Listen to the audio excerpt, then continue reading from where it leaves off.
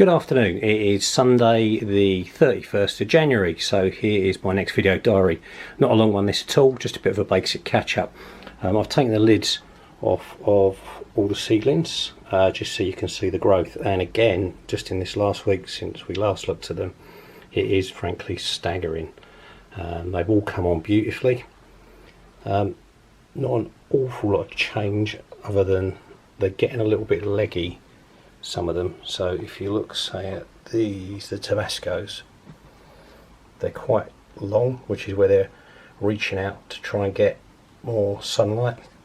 One of the problems that you get with using these lids, if I can just show you, is that if you're not careful, you'll end up with the actual plant sticking to the side of the lid or getting it caught and crushing the body of the plant by mistake when you take these off and put them back on again.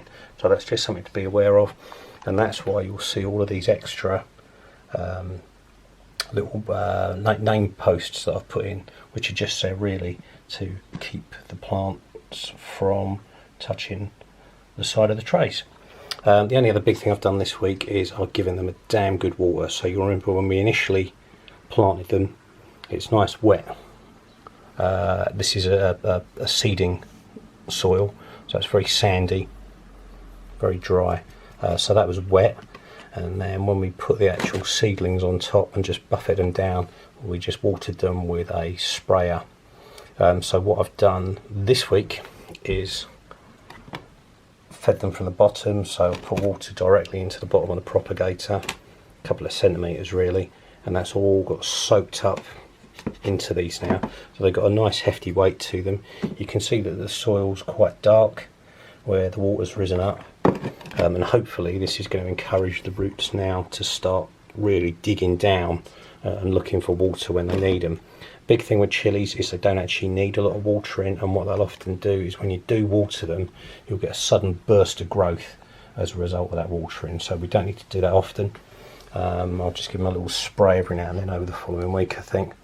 You can often overwater as well, especially when they're this young, and what you'll get, and we don't have it yet, is you'll generally get,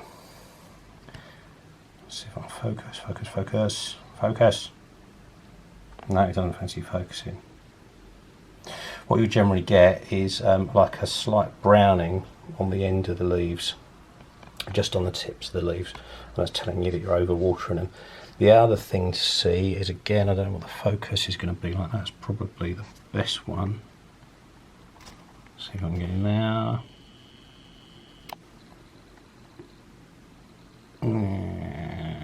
Well, okay, it's not really helping this.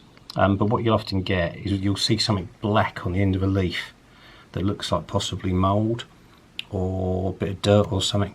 Leave that. That's actually the seed pod, and it's been picked up. There's a couple of them here that you can see, and that is literally just a seed pod on the end of the leaf. Don't be tempted to pull them off. Let nature take its course. They will come off in their own due course. If you pull them, you'll undoubtedly pull a leaf off the plant and cause it some irreparable damage. So yeah, that is it for today's roundup. Remember, we originally put these in on the 10th, so this is 21 days later, 3 weeks of growth there, which is phenomenal compared to where I normally am, especially when we're looking at the likes of the Carolina Reaper, the Bujicola, and the Trinidad Scorpion.